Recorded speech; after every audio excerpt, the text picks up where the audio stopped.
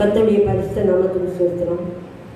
கடந்த நாளில் எங்களுடைய வாழ்க்கையில் ஒரு பெரிய புயல் வீசுது. புயலுக்கு பிறகு ஒரு அமைதி. ஆனால் அந்த புயலை கடந்து வர கர்த்தர் ஒத்தாசை செய்தார். படகுல சீசர்களோடு போகும்போது பெரிய புயல் வந்தது. அவர் காற்றையும் கடலையும் அதட்டி, இறையாதே, அமைதலாய் இரு அப்படின்னு சொன்னார். அதே தேவன் இன்றும் என்னோடு ஜெபிக்கிறார், நான் விசுவாசிக்கிறேன்.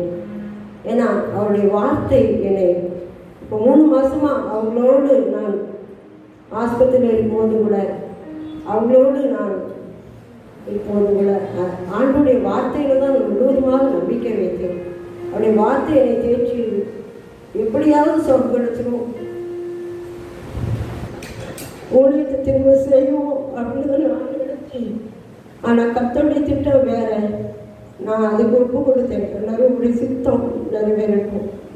என்னால் ஒன்றும் நான் உங்களுடைய வார்த்தை, என்னுடைய வார்த்தையில் இதுவரைக்கும் எனக்கு 1977 மேரேஜ்.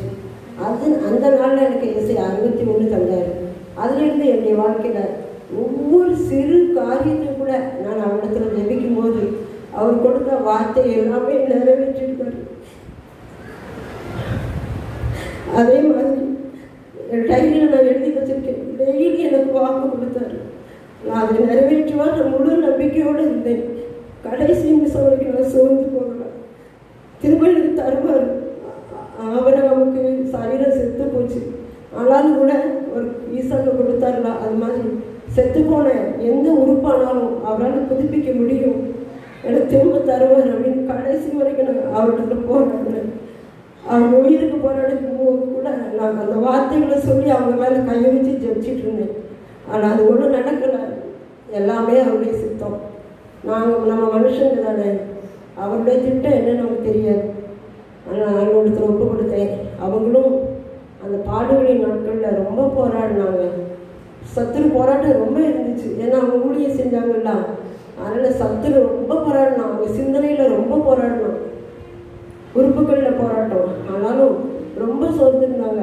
அவங்க எத்தனையோ பேருக்கு ஜோமனை போயிருக்காங்க. ஆனால் அவங்களுக்கு ஜோமனை யாருமே வரல. ஏன் அப்படின்னா தெரியாது. நிறைய பேருக்கு அவங்க சுகம் இல்லாமல் இருக்காங்கன்னு நிறைய பேருக்கு தெரியாது. நம்ம சார் கூட ஒரு தடவை வந்து அன்னை பாசை பேசி நல்லா ஜோம் பண்ணாங்க. நீங்கள் நிறைய ஆட்களை கூட்டிகிட்டு வாங்க தம்பி, ஜெபிக்க அப்படின்னு சொன்னாங்க. ஆனால் அதுக்குள்ளே சுகவீனமாகி நாங்கள் ஆஸ்பத்திரிக்கு போயிட்டோம். திருப்பி அப்படி ரொம்ப ஜபத்தில் வந்து ரொம்ப வாட்சியாக இருப்பாங்க. அவங்க ஆண்டவரை அறிஞ்ச நாளில் விடிய தூங்க மாட்டாங்க. அந்நிய பாஷையில் பேசி ஜெபிச்சுக்கிட்டே இருப்பாங்க. அப்போ எனக்கு அந்நிய பாஷை அபிஷேகத்தை பற்றி எனக்கு அவ்வளோ நம்பிக்கை கிடையாது. ரட்சிப்பு அப்படிங்கிறதுல இருந்தேன். அவங்க அந்நிய பாஷை பேசுனா கூட என்ன ஆவியோ தெரியலையே, விடிய பேசிகிட்டு இருக்காங்களே அப்படின்னு சந்தேகப்படுவேன். ஆனால் நான் எப்போ என்ன காரியத்தினாலும் உடனே ஆண்டுகிட்ட போயிடுவேன். அவர் ஒரு வாக்கு தருவார், அதை பிடிச்சிக்குவேன். அப்போ இது ஒன்றும் நல்ல நான் ஒன்றும் இல்லை, அவர் தர வார்த்தையிலேயே நான் நம்பிக்கை வச்சேன். ஒரு தடவை அப்படி தான் அவங்க சிகரெட்டு பிடிப்பாங்க ஆரம்ப நாட்களில். திரும்ப ஆண்டவர் அறிஞ்ச பிறகு கூட சிகரெட்டு பிடிக்காங்க அப்படின்னு அவங்க ஃப்ரெண்ட்ஸ் எல்லாம் சொல்லுவாங்க. மாப்பிள்ளை அங்கே இருந்து சிகரெட்டு பிடிச்சான், இங்கே இருந்து சிகரெட்டு பிடிச்சான்னு சொல்லும்போது இல்லை அதெல்லாம் இல்லை, அவங்கள விட்டுட்டாங்களே அப்படின்னு. ஆனால் அவங்க சொல்லுவாங்கன்னா எனக்கு மனசில் சந்தேகம் வரும். உடனே ஒரு நாள் ஆண்டவர் சொன்னார், துஷ்டன் இனி உங்கள் வழியாக கடந்து வருவதில்லை, அவன் முழுவதும் சங்கரிக்கப்பட்டான் அப்படின்னு ஒரு வார்த்தை தந்தார். உடனே எனக்கு அடிக்கடி என்ன வந்துடும், போராட்டம் வரும். இவங்க வந்து திருந்திருக்காங்களோ இல்லையோ, ஏன்னா அப்படி ரொம்ப அலைஞ்ச ஆள். உடனே நான் கதவுல எழுதி போட்டேன். எங்கள் பழைய வீட்டில் நான் எனக்கு மனசில் போராட்டம் இந்த கதவுல எழுதி நான் வசனத்தை பார்ப்பேன். துஷ்டன் இனி வழியாக கடந்து வருவதில்லை, அவன் முழுவதும் சங்கரிக்கப்பட்டால். அந்த வார்த்தையை பார்த்தாலும் தைரியம் வரும். எந்த ஒரு காரியத்துக்கு நான் ஆண்டுகிட்ட ஓடுவேன். அவர் சொல்கிற பதில்கள் நிம்மதியாகிடுவேன். இப்படி தான் என்னுடைய லைஃப் பூரா ஆண்டுடைய வார்த்தை தான். என்னுடைய பிள்ளைகளுடைய காரியங்கள், வேலை காரியங்கள், படிப்பு காரியங்கள், எங்களுடைய ஸ்கூல் பிரச்சனை காரியங்கள் எல்லாமே அவருடைய வார்த்தை தான். அவருடைய வார்த்தையை நிறைவேறுதல் என் வாழ்க்கை முழுசும் நடந்தது. ஆனால் கடைசி நேரத்தில் மட்டும் அவங்க காரியத்தில் மட்டும் நடக்கலை. ஆனால் நான் அது ஆண்டவரத்தில் ஒப்பு கொடுத்தேன். அது உங்களுடைய சித்தமாக இருக்கட்டும். என் பிள்ளைங்களாம் சொல்லுவாங்க, அம்மா நீங்கள் ரொம்ப அப்பாவுக்காக ஜெபிக்கிங்க, அதனால தான் அவங்க போராடிக்கிட்டே இருக்காங்க, நீங்கள் ஒப்பு கொடுங்கம்மா, ஆண்டவரத்தில் ஒப்பு கொடுங்க, அது ஆண்டவர் சித்தம் தான் நடக்கும். நீங்கள் ஜெபிக்க அவங்க ரொம்ப போராடிக்கிட்டு இருக்காங்க அப்படின்னு சொல்லுவாங்க. ஆனால் எனக்கு ஆண்டுடைய வார்த்தை இப்படி கேட்டு தானடா நான் ஜெபிச்சுட்ருக்கேன் அப்படின்னு கடைசி நானும் ஒப்பு கொடுத்தேன். ஆண்டவர் வந்து அவங்க மூலமாகவே எனக்கு காலகாலமாக அவங்க வார்த்தைகள் சொல்லிக்கிட்டே இருந்தாங்க. நீ ஊழியத்தை நல்லா செய்த, இன்னும் நல்லா செய்வ, வைராக்கியமாக செய், சந்தோஷமாக இரு அப்படி வார்த்தைகள் நிறையா படிப்படியாக சொன்னாங்க. நிறைய சொல்லியிருக்காங்க. கர்த்தர் நல்லவர், கர்த்தர் நல்லதே செய்வார், கர்த்தர் நல்லதே செய்வார் அப்படின்னு சொன்னாங்க. அப்படி நிறைய வார்த்தைகள்னால பேசிக்கிட்டே இருந்தாங்க. எனக்கு ஆண்டவர் மேலே ஒரு புது நம்பிக்கை வந்தது. ஆண்டவர் வந்து நிச்சயமாகவே நானே கூட பாருங்கள், எனக்கு அழுகே வரலை. அப்படி எனக்கு வந்து இதயத்தில் வந்து ஆழமான ஒரு விசுவாசம் வந்துச்சு. அழுக வரலை. ஏன்னா அவங்க நல்ல இடத்துக்கு போயிருக்காங்க, நம்ம ஏன் அழணும் அப்படின்ட்டு அந்த மாதிரி கண்ணீரே எனக்கு ரொம்ப வரலை. திடீர்னு ஏதாவது நினச்சா தான் கண்ணீர் வரும். அந்த மாதிரி அவங்க ஒரு பெரிய ஊழியத்தை 1986 ஆரம்பித்தாங்க. வெறும் 10ஆவது வகுப்பு ஃபெயில் அவங்க.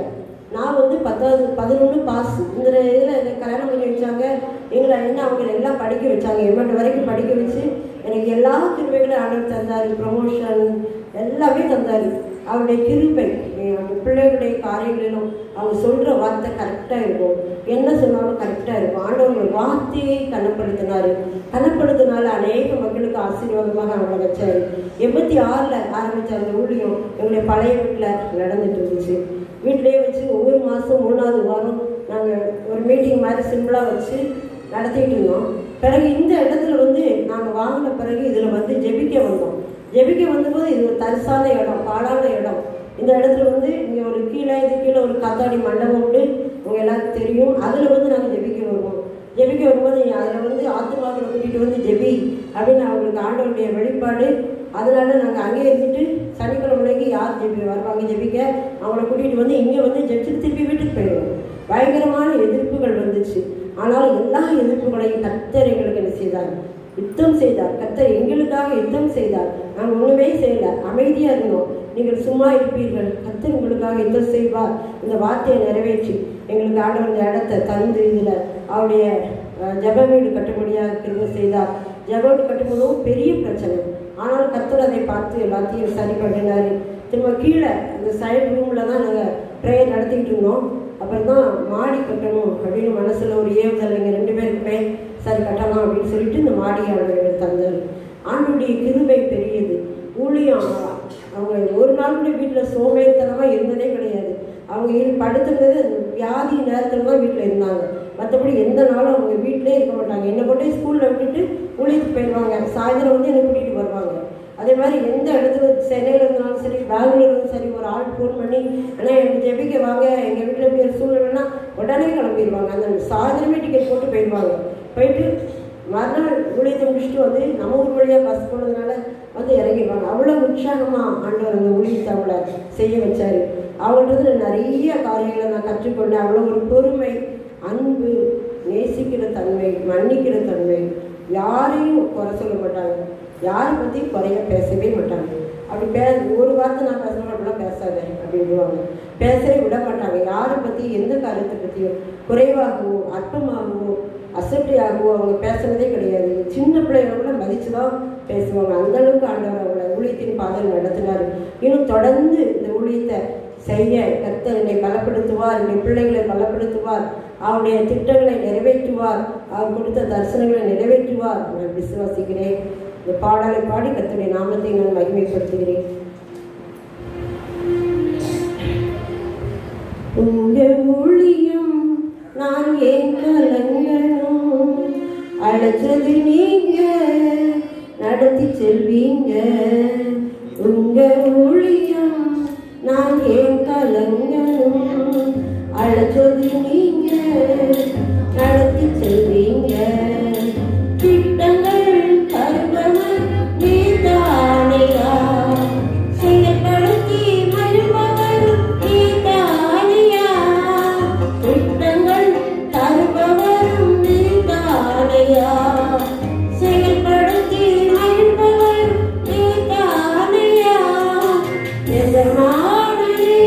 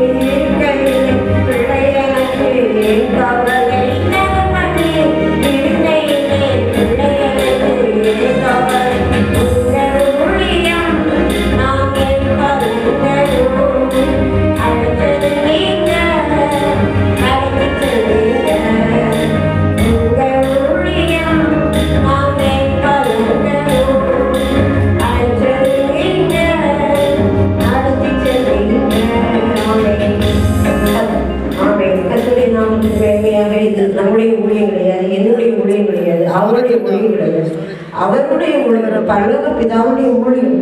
அவர் ஆரம்பித்தார், அவர் முடிச்சு வைப்பார். அவர் தொடங்கினார், அவர் முடிச்சு வைப்பார். அவர் எப்பவுமே தொடங்கினதை முடிக்கிற தேவன். விசுவாசத்தை தோற்கிறவரும் முடிக்கிறவருமாய் இருக்கிற அவருக்கு நேராக நாம் ஓடுகிற பிள்ளைகளாக நாம் ஒவ்வொருவரும் காணப்பட வேண்டும். இந்த உலகத்தில் அநேக பிரச்சனைகள் வரும், கஷ்டங்கள் வரும், கவலைகள் வரும், பாடுகள் வரும், நிந்தனைகள் வரும், அவமானங்கள் வரும், ஏளனமாக பேசுவாங்க. எதையும் நம்ம என்ன செய்யக்கூடாது, கவனிக்கவும் கூடாது, பார்க்கவும் கூடாது. நம்முடைய பார்வையெல்லாம் நம்ம இயேசு கிறிஸ்துவாகி அவர் மேலேயே நம்ம என்ன செய்ய வைத்து நம்முடைய விசுவாச ஓட்டத்தை என்ன செய்ய விட வேண்டும். அவர் கொடுத்த ஊழியம் அவர் நடத்துவார்.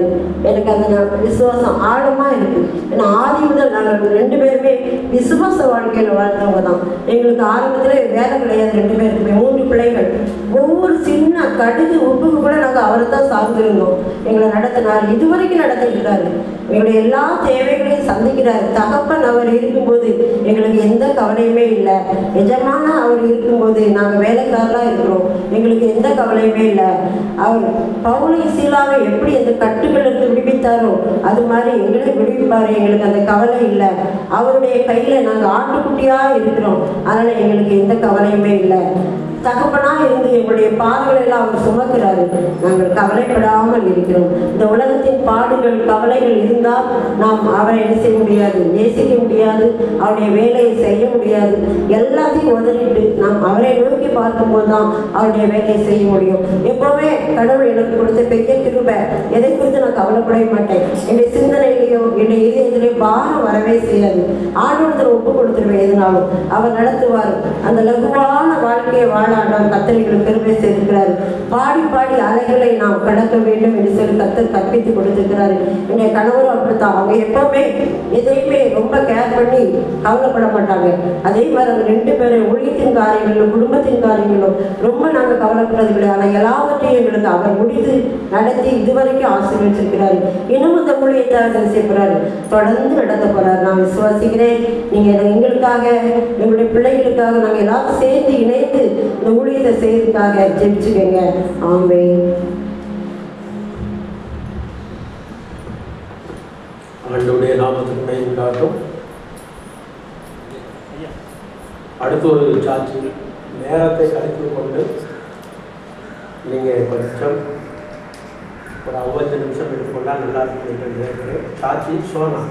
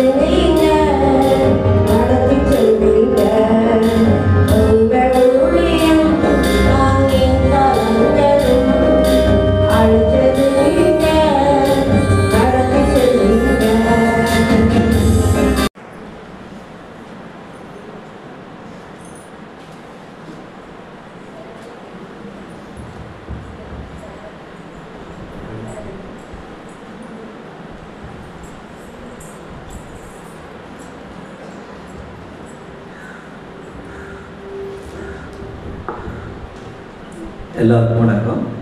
நான் தென்காசிலேருந்து வரேன் பார்த்துக்கேங்க. ரொம்ப பேருக்கு இதை தெரிஞ்சிருக்காது. அக்காவே சில நாட்களாக தான் பார்த்துருப்பாங்க. நான் எனக்கு அண்ணன் வந்து 20 வருஷம் பழக்கம். பட் அக்காவுக்கு ஒரு 5 வருஷமாக தான் எனக்கு ரொம்ப தெரிஞ்சிருக்குன்னு நினைக்கிறேன். அவங்க பிள்ளைகள் கூட எனக்கு தெரியாது. எனக்கு எப்படி பழக்கம்னா நேரடியாக எனக்கு பழக்கம் இல்லை. நான் வந்து ஒரு ஐவாள் பையன்.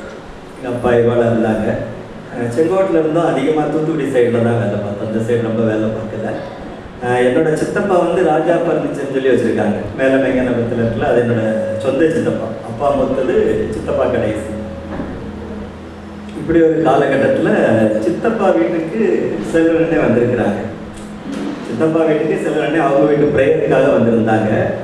வந்த இடத்துல எங்கள் சித்தி வந்து கூப்பிட்டுதாங்க. நான் பார்க்கல, என்னோட வீட்டு மாவும் கூப்பிட்டுதாங்க. லதாவா, இந்த மாதிரி ஒரு அண்ணன் வந்திருக்காங்கன்னு சொல்லி கூப்பிட்டுதாங்க. அப்போ இவா உடனே ஒரு ஊழியக்காரர் வந்திருக்காரு, நம்ம ஒரு பர்ஸோட போவோம், காணிக்கைக்கு தானே வந்திருப்பாரு, கூப்பிடுவாங்கங்கிறது அவளோட எண்ணம். இந்த அண்ணன் வந்து இவா உள்ள என்ட்ரான்னு சொல்லுவாங்க. என்னம்மா துட்டு கொடுக்கணும்னு நினச்சி பர்ஸை தேடிட்டு வரையோ? ஒன்றுமே சொல்ல, டைரெக்டாக சொல்லிட்டாங்க. என்னம்மா காசுக்காக அண்ணன் இந்த இடத்துக்கு நினச்சியோம்மா அப்படின்னு சொல்லிட்டு முதல்ல பஸ்ஸை கீழே வைங்க, உட்காரு அப்படின்னு சொல்லி பேச ஆரம்பிச்சு பழகினாங்க. நாங்கள் அதுக்கப்புறம் ஒரு லாட்ஜி கட்டினோம். ஏதாவது பண்ணிச்சோனான்னு சொல்லிக்கிட்டே இருப்பாங்க. பிறகு ஒரு லாட்ஜி கட்ட ஆரம்பித்தேன். லாட்ஜி கட்டினோடனே அண்ணன் தான் அதில் வந்து ப்ரேயர் பண்ணி ஒரு வசனங்கள்லாம் கொடுத்துட்டு போனாங்க.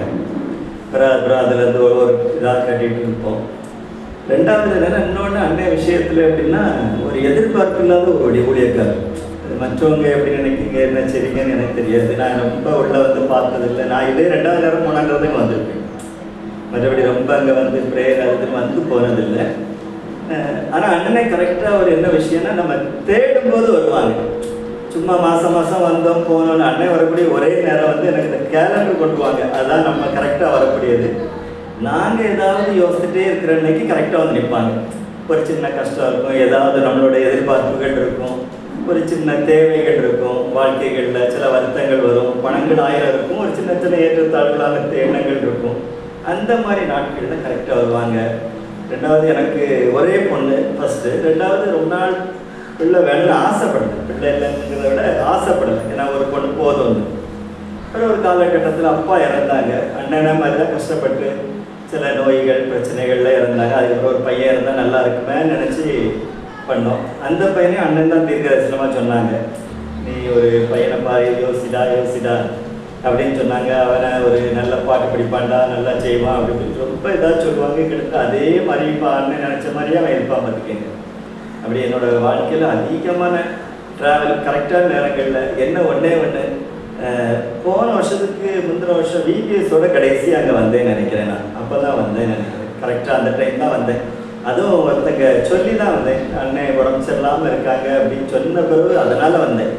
மற்றபடி நான் இங்கே வந்ததில்லை. வந்த பிறகு தான் அப்போ தான் அண்ணன் சொன்னாங்க, தம்பி எல்லா டைமும் நான் தான் அவனை தேடி வந்தேன், இப்போ என்னால் முடியலை, இனிமேல் நீ எதை பார்க்கவா? நான் அதை தான் செய்யலை. நிஜம் அதுதான். நாங்கள் எங்கள்கிட்ட சொன்ன வார்த்தை அது. தம்பி நான் எப்பவும் உன்னை பார்க்க வந்துட்டே இருந்தேன், நான் நல்லா இருந்தேன், இப்போ என்னால் முடியலை, நீ என்னை பார்க்கவான்னாங்க. பட்டு நாங்கள் வரவே இல்லை. ஏன்னா ஒவ்வொருத்தரோட வேலைகள் முடியல. அவசரம்னா போக தான் செய்வோம். அது நம்மளோட ஒரு சின்ன குறைபாடு. வாழ்க்கையில் அவங்க சொல்லி நம்ம செய்யலைன்றது ஒரு குறைபாடில் அது ஒன்று. ஏன்னா நேரம் இல்லைன்னு சொல்லக்கூடாது. தேவைன்னா போக தான் போகிறோம், அத்தியாவசியம்னா போக தான் போகிறோம். ஆனால் அது நம்ம அந்த விஷயத்தை ஒரு சாதாரணமாக எடுத்து அப்படி விட்டுட்டோம். அப்புறம் உடம்பு சரியில்லை அது இல்லைன்னு சொன்னாலுமே எங்களுக்கு அது தெரியாது. அக்கா சொன்ன மாதிரி கடைசி வரை தெரியாது. ஆனாலும் அவர் இவ்வளவு சீக்கிரத்தில் மறித்து போவார் என்று நான் நினைக்கவில்லை. கடைசியாக ஒரு காரியத்தை மட்டும் சொல்லி முடிக்கிறேன். என் மாப்பிள்ளை இறந்து 2-3 நாட்கள்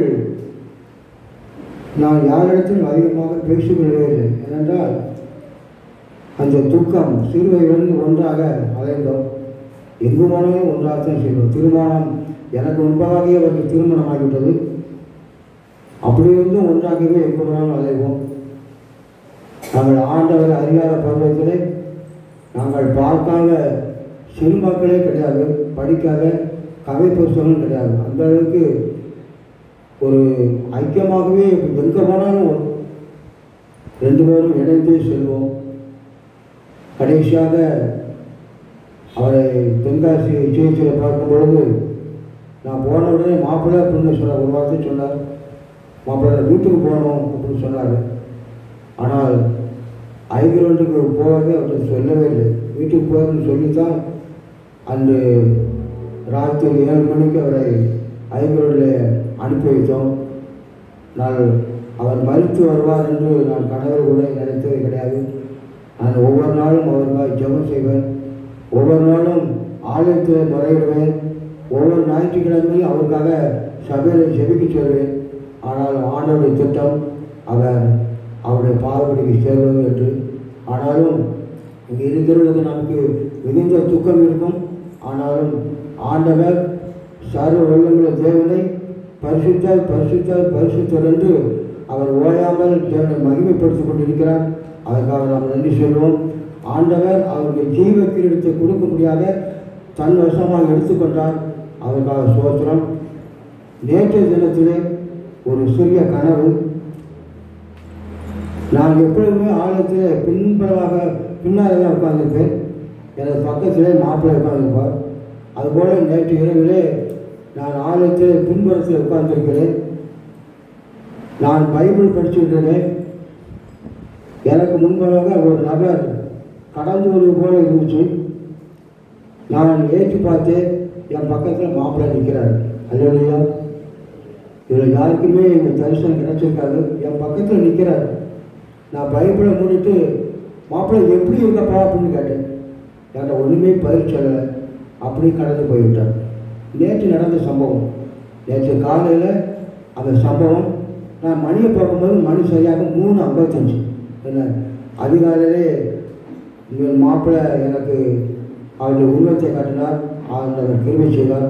ஆகவே அப்படிப்பட்ட மகனை இழந்து வாழ்கின்ற குடும்பத்தாருக்கு ஆண்டவர் தாமே உற்ற துணையாக இருந்து அவர் விட்டு சென்ற ஊழியத்தை பிள்ளைகளும் மற்ற யாருமாக இருந்து அந்த ஊழியத்தை தாங்க முடியாது. உங்களை அன்போடு வேண்டுகிறேன். அண்ணாச்சியை போயிட்டார் நீங்கள் நினைக்க வேண்டாம். ஏன்னா நீங்கள் எப்பவும் போல இந்த ஊழியத்துக்கு வந்து அந்த பிள்ளைகளுடைய கரத்தை பலப்படுத்தி, நல்லவருடைய கரத்தை பலப்படுத்தி அந்த ஊழியம் மென்மேலும் சிறப்படைய செய்யும் என்று நான் உங்களை அன்போடு வேண்டுகிறேன். கர்த்தர் பெரியவர். ஆண்டவர் அவர் எடுத்துக்கொண்டார். அவருடைய மடியிலே அவர் இப்பொழுது இருக்கிறார். அதுதான் உண்மை. அவர் மறிக்கவில்லை. அவர் நித்தியடைந்திருக்கிறார். அவர் பரதேசியிலே அவர் இப்பொழுது ஓய்வு எடுத்துக் கொண்டிருக்கிறார். அவருடைய நீதி விசாரணை வரும்பொழுது அவர் வரும்பொழுது இவரும் எழுந்து செல்வார், நாமளும் அவர் பின்னால் செல்வோம். ஆகவே அப்படிப்பட்ட தாசனை இழந்து தவிக்கின்ற உங்கள் யாவருக்கும் ஆண்டவர் தாமே ஆறுதலும் தேர்தலும் தந்து வழிநடத்தவராக கர்த்தருக்கு மகிமை கொண்டாட்டும். ஆண்டவருக்கும் சோத்திரம். அல்லேலூயா. அல்லேலூயா. ஆண்டவருக்கு ஸ்தோத்திரம்.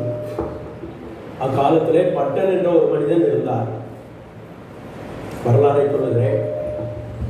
பட்டன் என்ற ஒரு மனிதன் அக்காலத்திலே இருந்தார். அவர் கோனாவிற்கு போனார், ரட்சிக்கப்பட்டார், இயேசுவை தெய்வமாக ஏற்றுக்கொண்டார். அவருக்கு அங்கே ஞானஸ்தானம் கொடுக்கப்பட்டது. அந்த பட்டன் தான் தேவனேசர். அவருடைய மகன் தான் டாக்டர் செல்வன்.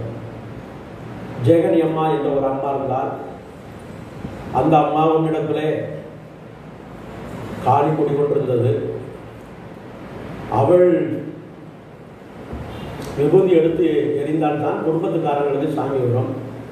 அந்த அம்மாவும் ரசிக்கப்பட்டால் கோனாவுக்கு போனால் கர்த்தருக்கு ஸ்தோத்திரம். அவளுக்கு 3 பெண் பிள்ளைகள், 2 ஆண் பிள்ளைகள். மூத்த மகள் அம்மா கண்ணு, 2வது மகள் மரியம்மா, 3வது மகள் குஞ்சம்மா, 4வது மகன் சவுந்தரராஜன் என்னுடைய தகப்பனார், 5வது மகன் சோமி என்ற சுந்தரராஜன் தேன்ராஜன் என்னுடைய அப்பா. அந்த மரியம்மாவுடைய மகன் டாக்டர் சட்டநாதன். அவர்களுக்கு தான் ஐயா தேவனேசனுடைய மூத்த மகள் ஜெயரத்னம் அவர்களுக்கு திருமணமானது. இது எனக்கு ஒரு மாமா, டாக்டர் செல்வன் மாமா.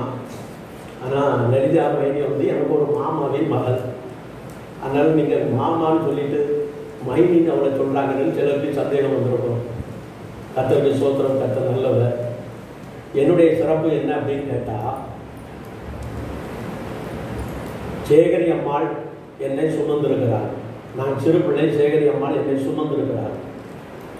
தேவநேசன் ஐயா, நான் வீட்டு தென்னையில் இருப்பேன், சாயங்காலம் ராத்திரி இருப்பேன், அவர் வருவார். வந்து நான் சிறு பிள்ளை, என்னை கூட்டிக் கொண்டு ஆலயத்துக்கு போவார். என்னை கூட்டிக் கொண்டாந்து எங்கள் வீட்டில் விட்டுட்டு வீட்டுக்கு போயிடுவார். நான் கண்ட எம்ஜிஆர் அவர். அக்காலத்திலே சூட்டு போட்டவர், சட்டை போட்டவர், தொப்பி வைத்தவர். அன்றைக்கு சாயங்காலம் அவர் எங்கேயாவது ஊசி போட போயிட்டாரு, எங்கேயாவது போயிட்டாருன்னா அன்றைக்கி நான் கோயிலுக்கு போக மாட்டேன், சின்ன பிள்ளை நான். ஆகவே சேகரி அம்மாள் தூக்கி வளர்க்கப்பட்டவன். தேவநேசன் அவரோட ஆலயத்துக்கு சென்றவன். ரொம்ப வைராக்கியமாக இருந்தவன். 1ஆம் பாடம் 2ஆம் பாடம் எடுத்து வைப்பேன், மணியெல்லாம் அடிப்பேன், ரொம்ப பயத்தியாக இருப்பேன். அப்போ பாண்டி வாத்தியார்னா நமக்கு உபதேசியார்.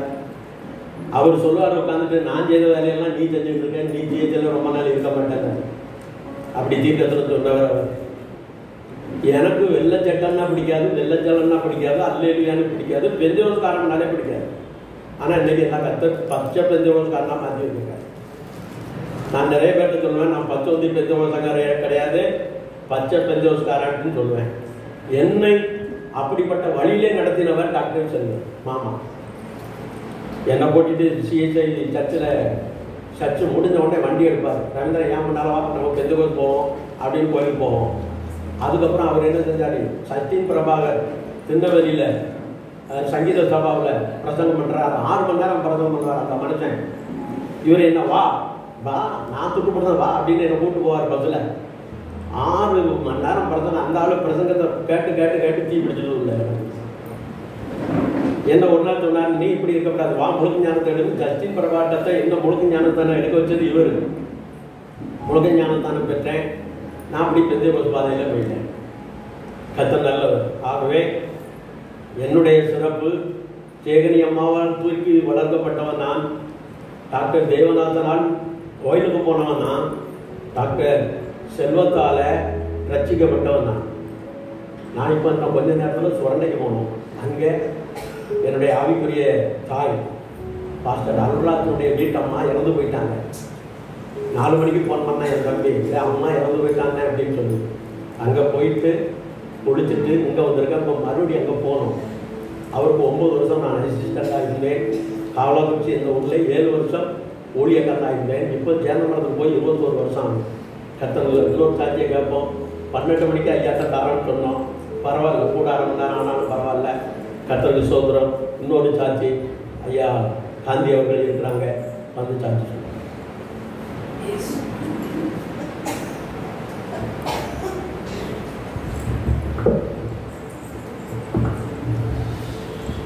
ஹல்லேலூயா. இந்த துக்க நிகழ்ச்சி கூட்டத்திற்கு வந்திருக்கின்ற உங்கள் அத்தனை பேரையும் இயேசு கிறிஸ்துவ நாமத்திலே வரவேற்கிறேன். என் மாப்பிள்ளை செல்வனும் நானும் மாமா சொன்ன மாதிரி சின்ன பிள்ளையிலிருந்தே ஒன்றாக வளர்ந்தவர். 60 வருஷமாக ஒன்று போலவே வளர்ந்தவர்கள். ஒருத்தருக்கு ஒருத்தர் அவ்வளவு நெருக்கமாக இருந்தவர்கள். மாப்பிள்ளை ஒரு வார்த்தை சொன்னார், டாக்டர் செல்வன் என்று. இது அநேகருக்கு கொஞ்சம் ஆச்சரியமாக கூட இருக்கும். உண்மையில் ஆரம்பத்தில் அவங்க அப்பா எங்க மாமா தேவநேசன் போலவே மருத்துவ சிகிச்சை செய்ய வேண்டும் என்று சொல்லி ஆர்வம் இருந்தது. மருத்துவ பணி செய்தார். நான் அதற்கு முன்னாலேயே மெடிக்கல் காலேஜில் சேர்ந்துட்டேன். அதனால அவர் பேஷண்ட்டை பார்த்துட்டு இருக்கும்போது அவர் ஏதாவது சின்ன காம்ப்ளிகேஷன் இருந்துச்சுன்னா அப்பவே ஃபோன் பண்ணிடுவாரு, இந்த பேஷண்ட் இப்படி சொல்றாங்க, என்ன செய்யலாம் அப்படின்னு சொல்லி. அப்படி அத்தனை வருஷ காலமாக நாங்கள் ஒருவர் நெருக்கத்தில் இருந்தோம். ஒன்று போலவே வளர்ந்தோம். திடீரென்று ஒரு சூழ்நிலையிலே நான் முழு ஊழியம் பார்க்க போகிறேன், என்று சொல்லி சொன்னார். எனக்கு சந்தோஷமாக இருந்தது. அவரும் லலிதாவும் ஊழியத்தை ஆரம்பித்தார்கள். ஊழியத்தை அருமையாக நடத்தி கொண்டு வந்தார்கள். நானும் ஊழியம் பார்த்து கொண்டுதான் இருந்தேன். ஆனால் எனக்கு முக்கியமான துறை மருத்துவத்துறை என்பதனால் மட்டுமல்ல, என்னுடைய ஆர்வம் இலக்கியத்தில் இருந்ததனால் நான் இலக்கிய ரீதியாக கிறிஸ்துவை பரப்புவனாக இருந்தேன். அவர் வேறு வகையாக ஊழியம் செய்தார். சுத்தமல்லியிலிருந்து சத்தியமங்கலம் வரைக்கும், சென்னையிலிருந்து சிங்கப்பூர் வரைக்கும் மாப்பிள்ளை போகாத ஊரே கிடையாது. பல குடும்பத்துக்கு ஆசீர்வாதத்தை கொண்டு வந்தார். பலருடைய மனதுக்கு நிம்மதியை தந்தார். பலரை ஆண்டவரிடத்தில் வழிநடத்தினார். அதெல்லாம் பார்க்கும் பொழுது, நினைத்து பார்க்கும் பொழுது மிக மிக சந்தோஷமாக இருக்கிறது. நாங்கள் இவைகளை எல்லாம் அடிக்கடி ஒருவருக்கொருவர் பகிர்ந்து கொள்வோம். இந்த இடத்திலும் அநேக முறை நான் செய்தியும் கொடுத்திருக்கிறேன், சாட்சியும் சொல்லியிருக்கிறேன். நான் சென்ற முறை அடக்க ஆராதனையின் போது சொன்னது போல, கடந்த முறை நான் இலங்கைக்கு ஊழியத்திற்காக செல்லும் பொழுது நான் மாப்பிள்ளைக்கு சொல்லவே இல்லை. அது திடீரென்று ஏற்பட்ட ப்ரோக்ராம். அப்போ மாப்பிள்ளை ஃபோன் பண்ணி சொன்னார், மாப்பிள்ளை இந்த தடவை உங்க பாடல்களுக்கு இலங்கையில பெரிய வரவேற்பு இருக்க போகிறது, நீங்க போய் கொடி நாட்டி விட்டு வாருங்கள் என்று சொல்லி சொன்னார். சரி என்று சொல்லி சந்தோஷம் மாப்பிள்ளை என்று சொல்லி போனோம். நாங்கள் போகும்போது என்னுடன் வந்தவர் ஒரு ரிட்டையர்டு போலீஸ் இன்ஸ்பெக்டர். ரெண்டு பேரும் ஒரு பேரா போவோம். அப்போ போகும்போது அவர் சொன்னாரு, நீங்க பிரசங்கம் பண்ணினா நான் பாட்டு படிக்க முடியாது, எனக்கு தெரியாது. அதனால தயவு செய்து நீங்க பிரசங்கத்தை என்னிடத்துல விட்டு நீங்க பாட்டு படிக்க அப்படின்னு சொன்னாரு. ஆனால் கொஞ்சம் கஷ்டமா இருந்துச்சு. ஒரு இடத்துல பிரசங்கம் போயிட்டு நீங்க பிரசங்கம் பண்ண வேண்டாம், பாட்டு மட்டும் படிக்க அப்படின்னு சொன்னா நல்லா இருக்கும் அப்படின்னு. ஆனா சரி ரைட் ஒத்துக்கிட்டு போன இடத்துல சங்கடம் வேண்டாம் அப்படின்னு சொல்லி, கண்டியில ஒரு கூட்டம் நடந்தது.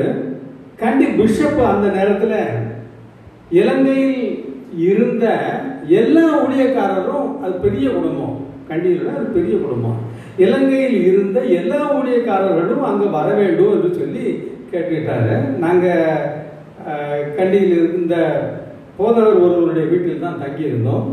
ஆகையினால அங்கே போனோம். போகும்பொழுது அந்த பிஷப் சொன்னாங்க, இப்போ 12 பேர் 2 பேரும் 8 பேரும் மறந்து போச்சு, அவ்வளோ பேர் இருக்கிறீங்க, அவ்வளோ பேரும் பிரசங்கம் பண்ணுனா ரொம்ப நேரம் ஆகி போச்சிடும். அதனால நான் ஒருவரை மட்டும் கூப்பிடுறேன், அவங்க பிரசங்கம் பண்ணட்டும் அப்படின்னு சொல்லிட்டு அப்படி சுற்றி பார்த்து ஐயா பேசுவாருன்னு என்ன எழுதிட்டார். அந்த பிஷப்புக்கு எனக்கு முன்ன பின்ன தெரியாது. ஒருவேளை என்னை கூப்பிட்டதுக்கு காரணம் என் தலை எல்லாரை விட வெள்ளையா இருந்ததுனால இருந்திருக்கலாம். ஆகையினால அன்றைக்கு நான் வழக்கம் போல பிரசங்கமும் செய்து ஒரு 4 பாடலும் படித்தேன். அந்த பாடல்களுக்கு உண்மையிலேயே அவ்வளவு பெரிய வரவேற்பு இருந்தது.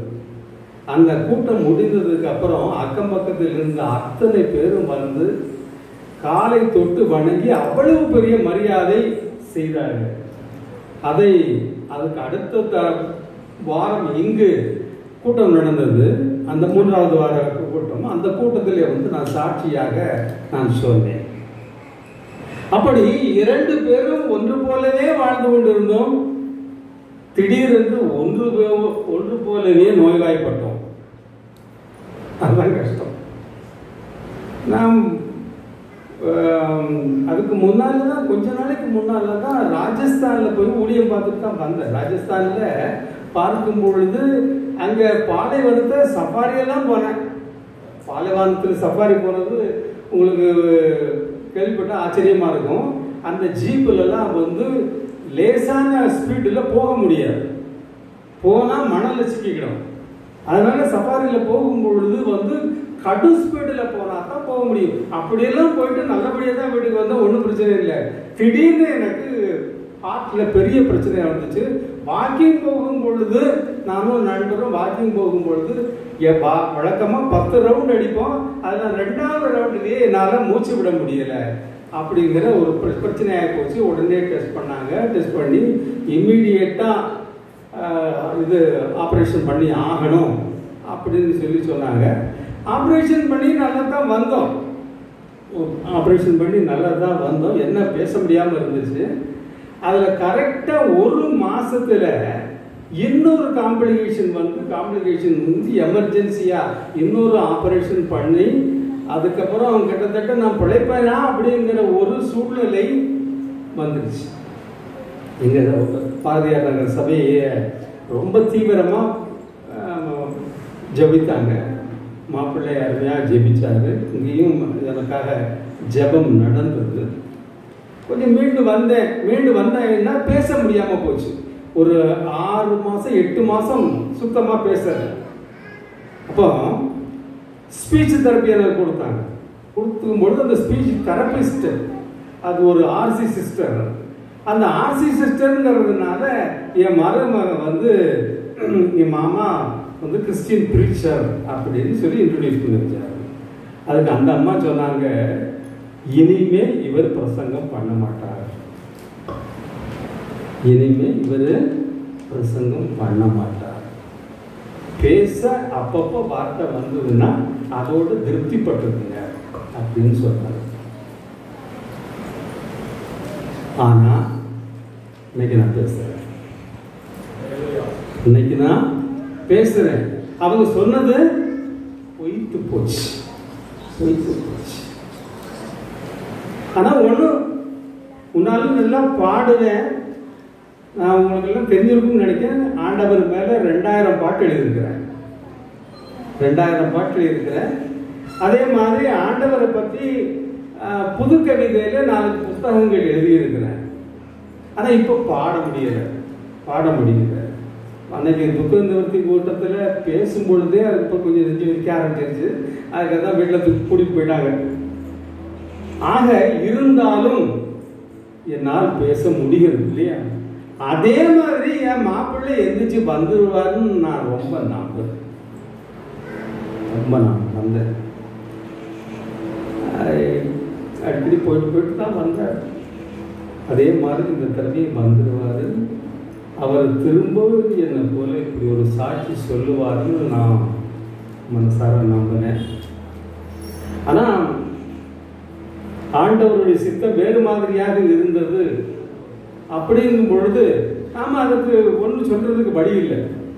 ஆனா பவுல் அப்போஸ்தலன் திரும்ப சொல்லி இருக்கிறான், அந்நியர் அதாவது மற்றவர்களை போல மரணத்தை குறித்து துக்கித்து தெரிவது சரியில்லை அப்படின்னு சொல்லி.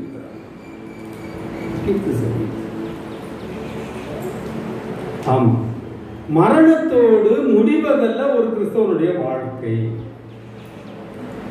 அதாவது எனக்கு ஒரு முழுமையான ஒரு நம்பிக்கை, நாம இங்க படிக்கிறதுக்காக வந்திருக்கிறோம் அப்படின்னு சொல்லி படிக்கிறதுக்காக வந்திருக்கிறோம். ஒரு பாட்டு கொஞ்சம் முன்னால எழுதிருந்தேன். உலகம் எனக்கு ஒரு கல்வி, ஒவ்வொரு நாளும் பாடம். உலகம் எனக்கு ஒரு கல்வி, ஒவ்வொரு நாளும் பாடம். நிச்சயம் பெறுவேன் வெற்றி, நிச்சயம் பெறுவேன் வெற்றி. குரு இயேசுவின் மலரடி போற்றி. உலகம் எனக்கு ஒரு கல்வி, அதில் ஒவ்வொரு நாளும் பாடம். நிச்சயம் பெறுவேன் வெற்றி, குரு இயேசுவின் மலரடி போற்றி. இந்த உலகத்துல நாம படிக்கத்தான் வந்திருக்கிறோம். இதுக்கு சயின்டிபிக் ஆதாரம் நிறைய இருக்குது, அது பேச முடியும் என்னால. ஆனால் ரொம்ப லேட் ஆகிடும். அதனால அதை விட்டுருவோம், இன்னொரு நாள் பார்த்துக்கலாம். பட் படிக்கிறதுக்கு தான் கடவுள் அனுப்பி இருக்கிறாரு. அதோட மட்டும் இல்லை, நாம மேலே போனா தானியேல் மோசேயுடன் நான் நட்புடன் அருகில் அமர்வேன், தாவீது அருகே இருந்து அவன் வீரக்கதைகள் கேட்பேன். நான் செத்து போயிட்டா சும்மா போய் கல்லுக்குள்ள கிடக்க மாட்டேன். கேட்டீங்களா? கண்டிப்பா கிடக்க மாட்டேன். ஏன்னா நான் மேல போய் உட்கார்ந்துருப்பேன் ஆண்டவர் முன்னால. இதே மாதிரி ஒரு சபையில உட்கார்ந்துருப்பேன். அந்த சபையில என் பக்கத்துல யார் இருப்பா? தானியேல் மோசேலாம் இருப்பாங்க. அவங்ககிட்ட போய் கேட்பேன், தானியேலே நீ எப்படி முதல்ல அந்த அக்னிச்சுவலையில இருக்கும் பொழுது அந்த அக்னிச்சுவலைக்கு நீ பயந்தையா? உனக்கு நம்பிக்கை வந்து பயம் போச்சா, இல்ல முதல்லயே பயமே இல்லையா அப்படின்னு தானியேலுக்கு நான் கேட்பேன். திக்குவாயும் கொன்னைவாயுமாக நீ இருந்த பொழுது முதல்ல பிரசங்கம் பண்ண அவங்க யூத மக்களோட நீ போய் நிற்கும் பொழுது, அப்பா மோசே நீ பேசுறத உன் மக்கள் கேட்பாங்கன்னு நீ நம்புனியா? இல்ல செங்கடல் பிளந்த பிறகு உனக்கு நம்பிக்கை வந்ததா அப்படின்னு கேட்பேன். என்னப்பா சின்ன பையலா இருந்த, கையில ஒரு உண்டிவில் மட்டும் இருக்குது. அந்த